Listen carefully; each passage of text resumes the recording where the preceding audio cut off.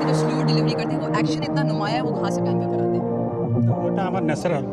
ইংলিশে প্রশ্ন, বাংলায় উত্তর। বিশ্বমঞ্চে মুস্তাফিজের সেই সহজ সরল ইন্টারভিউ যা এখন সোশ্যাল মিডিয়ায় ভাইরাল। কেমন ইন্টারভিউ দিয়েছিলেন মুস্তাফিজ, বিস্তারিত জানুন পুরো ভিডিওতে। खास करके बिकॉज विनिंग मोमेंट ভাবতে পারেন 21শে ডিসেম্বর 2025 আবুধাবির তপ্ত মরুপ্রান্তরে আজ যা ঘটল তা ক্রিকেট ইতিহাসের পাতায় স্বর্ণাক্ষরে লেখা থাকবে।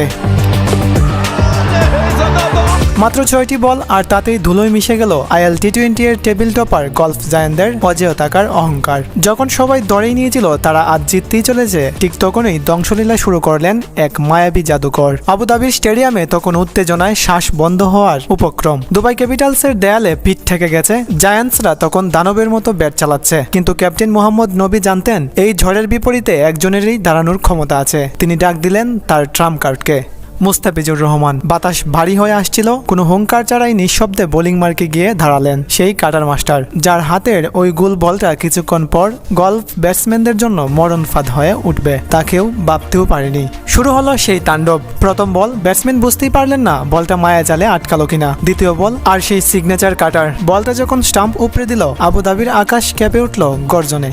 1 ওভারে 3টি উইকেট। মাত্র 1 ওভারেই গলফ জায়ান্টসের ব্যাটিং মেরুদণ্ড কড়কড় করে ভেঙে পড়ল। মুস্তাফিজের আঙ্গুলের চোয়ায় বল যেন কথা বলছিল। জায়ান্টসরা অসহায়ভাবে দেখছিল কিভাবে তাদের 156 রানের পুঁজি ধুলোয় মিশে যাচ্ছে, আর সেই ধ্বংসযজ্ঞের উপর দাঁড়িয়ে দুবাই ক্যাপিটালস 6 উইকেটের এক রাজকীয় জয় ছিনিয়ে নিল।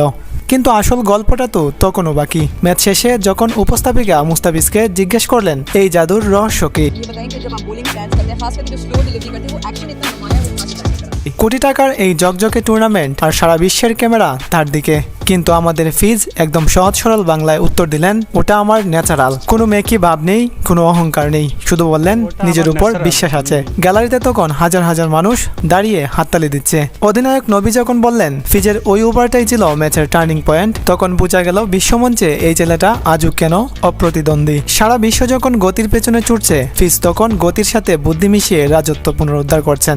গলফ জায়ান্টস হেরেছে, দুবাই ক্যাপিটালস জিতেছে, কিন্তু দিন শেষে জিতেছে বাঙালির আবেগ। মনে রাখবেন, form is temporary but cutter is permanent. আচ্ছা, আপনার কি মনে হয় মুস্তাফিজের এই ফর্ম 2024 টি20 বিশ্বকাপে কি এভাবেই বিশ্বকে কাঁপাবে? কমেন্টে জানান আপনার উত্তর। সেই সাথে এমন হট নিউজ পেতে আমাদের চ্যানেলটি সাবস্ক্রাইব করে রাখুন আর ফেসবুক পেজটি ফলো দিয়ে রাখুন।